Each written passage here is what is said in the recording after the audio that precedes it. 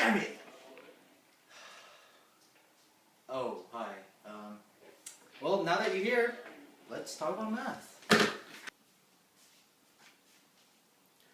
In every aspect of life, there is a significant presence of mathematics. In this particular video, we'll be discussing the application of trigonometry in video games. Please enjoy the following video. Viewer discretion is advised.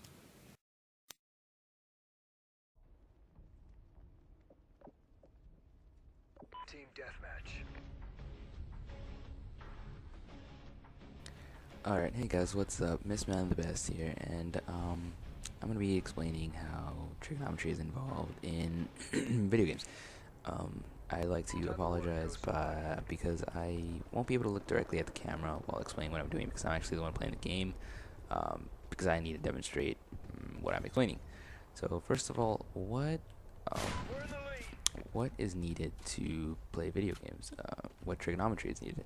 For the first and foremost, we need right triangles. That helps us determine where the enemy is. It helps the enemy determine where we are, sadly. And yeah, so secondly, what math tool is used to allow us to see objects through our TV? Well, that would obviously be the unit circle, the X and Y axis.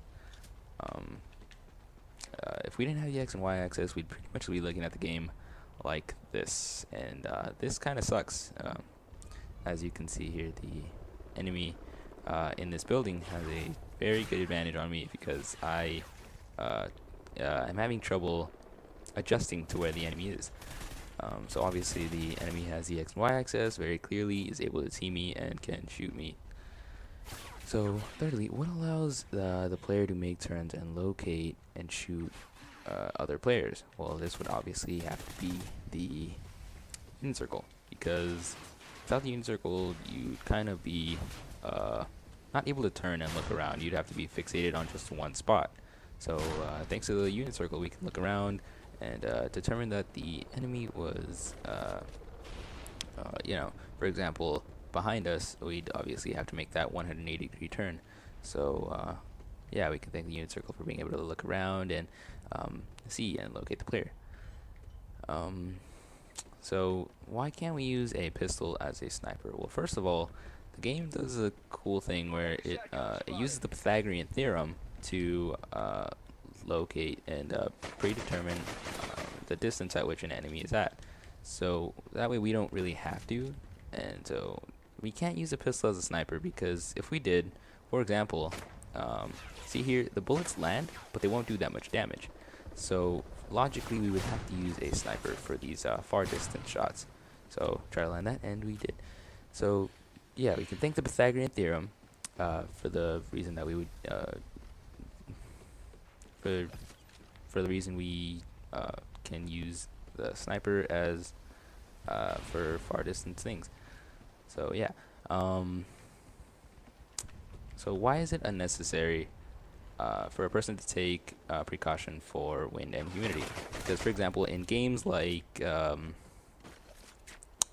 Wii Sports Golf, it gets pretty tedious to have to account for the wind being 40 miles powerful going south when you're trying to hit north. Obviously, it gets pretty tedious because if you hit it full power, it's gonna come back to you. So that kind of sucks. So yeah, and anyway, in earlier Call of Duties, they didn't really have the X and Y speed.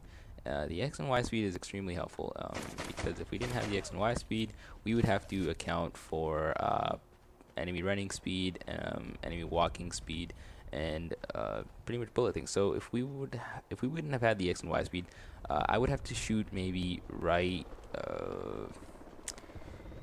To land a bullet on an enemy, I would have to be shooting like right here, but obviously none of those bullets are landing. See, like none of those bullets are landing. But now that we have the X and Y speed, we can land a few bullets because of it. So yeah, what process does a gamer go through when going for the shot? Well, first of all, the player uses the X and Y axis to locate an enemy. So here, the X and Y axis has helped me to locate a player, and I can see the player. So after that, I would determine what gun to use based on the distance. So here, I would actually want to use the sniper for great distances. If the enemy was way over there, I would use the sniper. If the enemy popped out of here, I would use the pistol. So after we've determined what gun to use and after we've located an enemy, we would use the unit circle to determine what degree the enemy is at.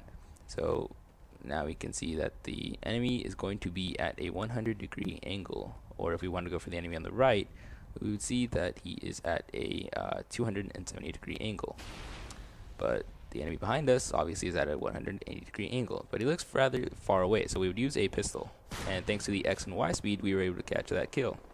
Now we see that another enemy is popping up behind us, but since the distance is a little bit shorter, we would use a pistol, take a 180-degree spin, and not get the kill, but at least we knew how to use the unit circle to prepare ourselves.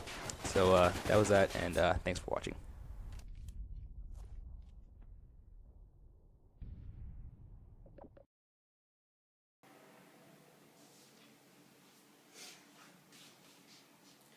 In every aspect of life, there is a significant presence of mathematics. In this particular video, we'll be discussing the application of trigonometry in video games. Please enjoy the following video. In every aspect of life, there is a significant presence of mathematics. In this particular video, we'll be discussing an application.